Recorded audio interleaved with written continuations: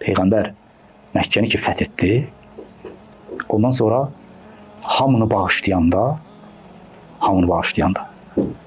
o Məkkə cəmaatı başa düşdü ki, bu şəxsiyyət əslində məqsədi heç kəsi öldürmək, heç kəsi didərgin salmaq, heç kəsə zülm etmək deyilmiş. Bu gəldi, qüdrət bunun əlindədir, güc bunun əlindədir. Biz də günahkar onunla müharibə etmişik. Peyğəmbər onlara buyurdu, mən sizinlə necə rəftar edim? Dedilər, sən alicənab insanların övladısan. Məkkə cəmaatı Peyğəmbərə dedi. Sən alicənab insanların övladısan. Peyğəmbərin babaları Məkkənin alicənab insanları idi. Peyğəmbər buyurdu ki, bəli, mən bugün sizə Yusif Peyğəmbərin öz qardaşlarına dediyi sözü deyirəm.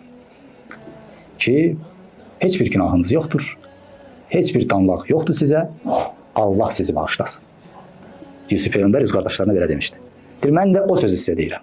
Yəni, siz mənim qardaşlarımsınız, mənim barəmdə zülm eləmişsiniz, əmmimi öldürmüşsünüz, yaxınlarımı öldürmüşsünüz, az qala özümü də şəhid eləyəsiniz. Amma mən Yusif Peyğəmbərin öz qardaşlarına dediyi sözü sizə deyirəm. Allah sizi bağışlasın. İzhəbu və entumut tulaqa. Gedin, sizi azad edirəm. Siz azad olunmuşsunuz. Ona görə xanım Zeynəb Yəzidin məclisində dedi ki, ey tülaqaların övladları, tülaqa həmən Peyğəmbərin o sözü idi. Gedin, və entumut tulaqa, siz azad olunmuşsunuz. Siz mənim babam tərəfindən azad olunmuşların övladısınız.